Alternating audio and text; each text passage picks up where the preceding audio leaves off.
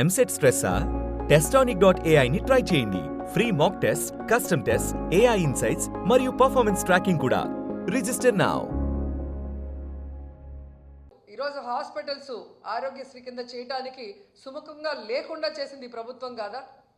అలాగే అమ్మఒడిని ఎగ్గొట్టి ఈరోజు పేద పిల్లల్ని చదువుకు దూరం చేస్తున్నది వీళ్ళు కాదా? అలాగే రైతులకి అండగా నిలబడాల్సిన ప్రభుత్వం రైతుల వెన్నెముకలు విరుస్తూ వాళ్ళకి ఇవ్వాల్సినది ప్రామిస్ చేసి కూడా ఇవ్వకుండా మోసం చేసింది నిజం కాదా అని అడుగుతున్నా. ఇవన్నీ ఒక ఎత్తు అయితే ఈరోజు రాష్ట్రంలో అవినీతి ఎంత విచ్చలవిడిగా జరుగుతుందో అందరూ కళ్ళారా చూస్తున్నారు. అది ఇసుక కానీ, అది మైనింగ్ కానీ, ల్యాండ్స్ కానీ, ఏది చూసినా లిక్కర్ కానీ విచ్చలవిడిగా వాళ్ళు దోపిడీకి, అవినీతికి తెరలేపి వాటి మీద ప్రజలు దృష్టి పెట్టకుండా ఈరోజు తప్పుడు సాక్ష్యాలతో బురద చల్లుతూ కొంతమందిని టార్గెట్ చేసి ఎలా అరెస్ట్ చేస్తున్నారో మనం కళ్ళారా చూస్తున్నాం. నిజంగా ఇది ఎంత సిగ్గుచేటో ఒకసారి అందరూ కూడా ఆలోచించాలి.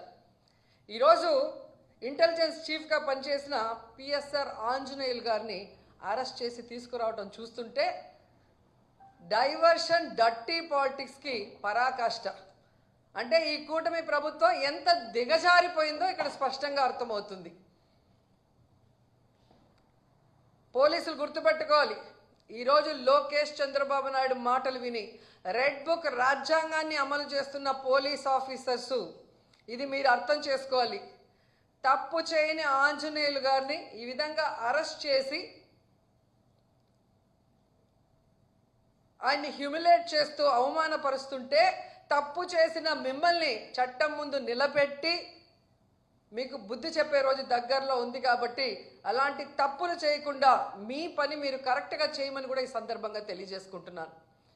ఎందుకంటే ఏదో కిరీటం పెట్టేస్తారు చంద్రబాబు నాయుడు, లోకేష్ అని చెప్పి చాలా చోట్ల పోలీసులు పెద్ద స్థాయి నుంచి కింద స్థాయి వరకు అందరూ కూడా వన్ సైడ్గా తప్పుడు సాక్ష్యాల్ని సృష్టించి తప్పుడు కేసులు పెట్టి ఏ విధంగా అరెస్ట్ చేసి పైశాచిక ఆనందం పొందుతున్నారో వాళ్ళందరినీ కూడా హెచ్చరిస్తున్నా. భవిష్యత్తులో మళ్ళీ కూటమి ప్రభుత్వం వచ్చే అవకాశం లేదు. ప్రజలు ఇప్పటికే మేల్కొన్నారు. ఈ కూటమి ప్రభుత్వం వల్ల వాళ్ళు సర్వనాశనమైన విషయాన్ని వాళ్ళు గుర్తించారు. జగన్మోహన్ రెడ్డి గారి ప్రభుత్వంలో పేదలు ప్రశాంతంగా బ్రతికిన విధానం గుర్తుపెట్టుకొని మళ్ళీ జగనన్న కోసం ఎదురు చూస్తున్నారు. జగనన్న ముఖ్యమంత్రి అయిన వెంటనే తప్పు చేసిన వాడు ఎవరైనా వదిలిపెట్టేది లేదు. న్యాయస్థానం ముందు నిలబెట్టి వాళ్ళందరినీ కూడా జైలుకు పంపిస్తామని కూడా హెచ్చరిస్తున్నాం. అండ్ ఈరోజు మీరు చూస్తే ఎంత విచిత్రంగా తయారైందంటే చంద్రబాబు నాయుడు నైజం. ఆయన తప్పు చేస్తాడు, సాక్ష్యాధారాలతో సంతకం పెట్టి దొరికిపోతాడు. డొల్ల కంపెనీల్లో కంపెనీ అనేదే ఉండదు, కొత్తగా ఒకటి సృష్టించి దాంట్లో డబ్బులు ట్రాన్స్ఫర్ చేసి దాన్ని ఎలా వాళ్ళ అకౌంట్లోకి తెచ్చారో అన్నీ కూడా క్లియర్ కట్గా దొరికిపోయాయి. స్కిల్ డెవలప్మెంట్ స్కామ్లో ఈడీ కూడా కొంతమందిని అరెస్ట్ చేసింది. కొంతమంది ఆస్తుల్ని అటాచ్ చేసి అవినీతి జరిగిందని ప్రూవ్ కూడా చేసిన తర్వాత నాకు కన్ను బాగలేదు, ముక్కు బాగలేదు, కిడ్నీ బాగలేదు, వయసు అయిపోయిందని దొంగ తిరుగుడు చెప్పి బెయిల్ తీసుకొని బయటకు వచ్చి ఏదో తాను తప్పు చేయనట్టుగా ఆ కేసుని ముందుకు నడిపించకుండా ఎలా ఆపేశాడో అందరూ చూశారు. నీకు దమ్ము ధైర్యం ఉంటే ముఖ్యమంత్రి సిబిఎన్ గారు మీకే చెప్తున్నా, స్కిల్ డెవలప్మెంట్ స్కామ్లో మీ మీద పెట్టిన కేసులో మీరు ఎలా సంతకాలు పెట్టి డబ్బును దోచుకున్నారు ఈ ప్రభుత్వంలో అనేది ఈడీ కూడా ఓకే చేసింది. దాన్ని ఎందుకు సిఐడి విచారణ ముందుకు నడవనీయకుండా ఆపేశారు? దమ్ముంటే స్కిల్ డెవలప్మెంట్ మీద మీరు విచారణ చేయించుకోండి. మీ వల్ల కాకపోతే సిబిఐకి అప్పచెప్పండి. అలాగే మీరు చూస్తే ఫైబర్ నెట్ కేసులో ఎందుకు మీరు విచారణను ఆపేశారని అడుగుతున్నా. ఈరోజు ఏదో ఆంజనేయులు గారి మీద ఒక కేసో లేదా మిథున్ రెడ్డి గారి మీద ఒక దొంగ సాక్ష్యాలతో ఒక కేసో పెట్టి భయభ్రాంతులకి గురి చేయాలంటే ఎవరు భయపడే ప్రసక్తి లేదు. ఎందుకంటే మేము తప్పు చేయలేదు కాబట్టి ఎవరికి భయపడాల్సిన అవసరం లేదు. మీరు దొంగ సాక్ష్యాలతో ఎన్ని కేసులు పెట్టినా మేము న్యాయపరంగా పోరాడి బయటికి వస్తాం. కానీ మీ మీద కేసులు విచారణ జరిగితే మీరు పర్మనెంట్గా జైలుకి వెళ్తారన్న సంగతి మీకు తెలుసు. అందుకే అడుగుతున్నా, దమ్ముంటే దొంగ కేసులు పెట్టి మీ పచ్చ ఛానళ్లలో దుమ్మెత్తిపోయడం కాదు, స్కిల్ డెవలప్మెంట్ స్కామ్ మీద, ఫైబర్ నెట్ స్కామ్ మీద విచారణ జరిపించండి. మీకు ఆ దమ్ము లేకపోతే సిబిఐకి అప్పచెప్పండి అని కూడా డిమాండ్ చేస్తున్నాం. అసలు చంద్రబాబు నాయుడు అనే వ్యక్తి సంతకానికి విలువ లేదు అని ఇప్పుడు 4వ ముఖ్యమంత్రి అయినప్పుడు కూడా తెలుస్తోంది. ఏడాది అవుతుంది. ఈ ఏడాదిలో ఆయన పెట్టిన మొదటి సంతకం ఇంతవరకు అమలైందని నేను అడుగుతున్నా. ఇంతకన్నా సిగ్గుచేటు ఇంకేమైనా ఉందా?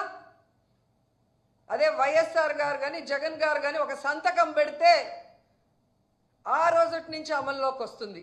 అది సంతకం అంటే అలా ఉండాలి. కానీ నీ సంతకం అది చిత్తు కాగితంలాగా ఎప్పుడు సంతకం పెట్టినా అది ఎప్పుడు జరిగింది లేదు. అండ్ అధికారంలోకి వచ్చిన మీరు జూన్ నుండే నిరుద్యోగ భృతి ఇస్తాము, తల్లికి వందనం ఇస్తాము, అన్నదాత సుఖీభవ ఇస్తాము, ఆడబిడ్డ నిధి ఇస్తాము, ఫ్రీ బస్ ఇస్తాము అని చెప్పారు. బాండ్లు ఇచ్చారు. ఈరోజు ఆ బాండ్లు ఎత్తుకొని గ్రామాల్లోకి మీ ఎమ్మెల్యేలు కానీ మీరు వెళ్ళే పరిస్థితి ఉందా?